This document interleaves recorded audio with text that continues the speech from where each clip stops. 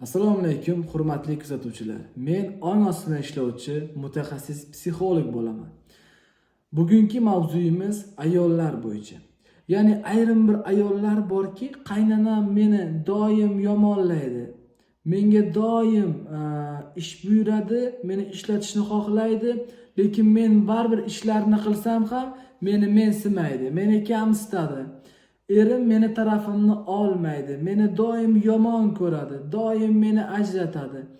Doim onasini aytganini qiladi, meni umuman bo'lmaydi, amalga oshmaydi. Doimiy tarzda men kamsitilaman, xo'rlanaman. Bir so'z bilan aytganda, u keraksiz go'yo. Umuman qadrsiz, qadri yo'q ayol. Endi qarang. Qadringiz yo'qligi nima uchun bo'layotganligini sababi hammasi ong ostidagi sizni ishongan tasdiqlaringizga bog'liq. Siz ong ostingizda, yoshligingizda ichingizdagi meningizni qanday shakllantirgansiz? Ya'ni men keraksiz, men noloyiq, men ojizman bo'lishi mumkinmi? Men qadrsizman, men keraksizman bo'lishi mumkin, yoki-da bo'lishi mumkin erkak kishiga nisbatan farzand yoshligida otasini janjalini ko'rayotgan bo'lishi mumkin. O'sha janjalni ko'rgan holatingizda erkak kishi yomon bo'lar ekan. Yoki-da ayol kishi jabrlanar ekan. Ayol kishi doim xo'rlanar ekan. Degan sizda haqiqatlar o'rnab boradi. Tushunyapsizmi? Ya'ni doim shunday qilib tushuntirib beraman. Mana shunday oppoq list ong ostingizda sizni haqiqatlaringiz o'rnab yozilib boraveradi. Va bu sizni kelajagingizda, turmush qurayotgan paytingizda xuddi siz ssenariyni qanday yozgansiz ong ostingizda? Erkak kishi yomon bo'lar ekan, erkak kishi doim janjalkash bo'lar ekan, erkak kishi zolim bo'lar ekan, erkak kishi u bo'lar ekan degan xulosalar. Va ayol kishi xo'rlanar ekan, ayol kishi keraksiz bo'lib qolar ekan, ayol kishi nochor bo'lar ekan, ayol kishini qadri bo'lmas ekan.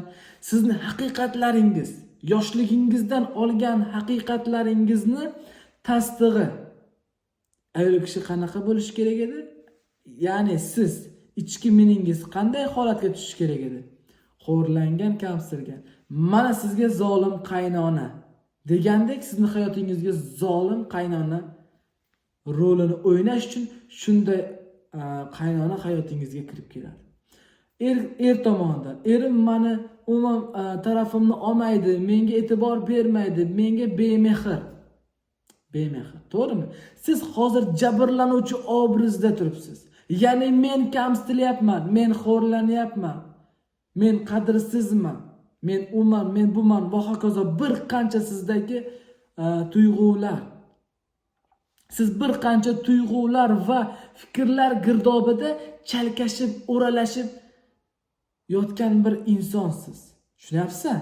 Sizni xayolingizda shu bir qancha chalkash o'y-xayollar va tuyg'ular, shu o'rinda sizdagi salbiy hissiyotlar, tasavvurlar, siz buni javobini topa olmay o'zingizni o'zingiz qiynaysiz.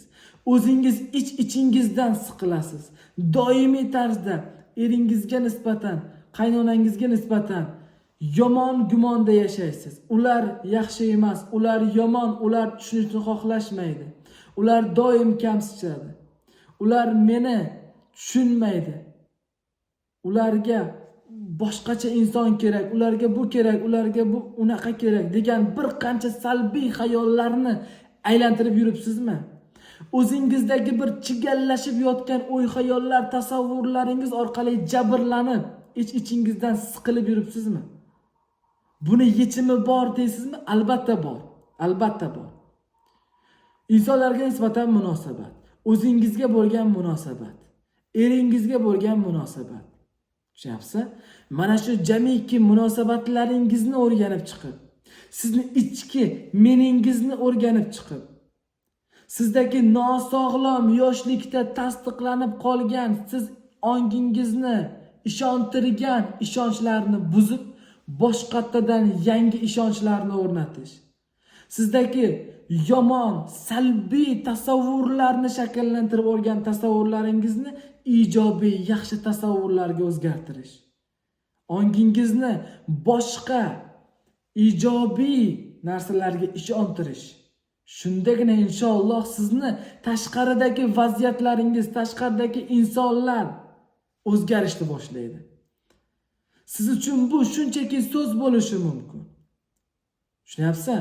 Lekin men mijozlarim bilan ishlaganimda, mijozlarimdagi natijalarim va meni o'zimni tajribalarimdan kelib chiqib ayta olamanki, siz o'zingizni ichki holatingizni o'zgartirmaguningizcha hech qanday tashqi vaziyat, voqelik o'zgarmaydi. Yoshligingizda siz nimalarni ko'rdingiz, nimalarni eshitdingiz, nimalarni his qildingiz va nimalarni tasdiqlab ishondingiz. Bular barchasi sizning ong ostingizda siz bilan birgalikda ulg'ayib kelyapti. Va tashqarida o'sha vaziyatlar ko'rinishida namoyon bo'lyapti.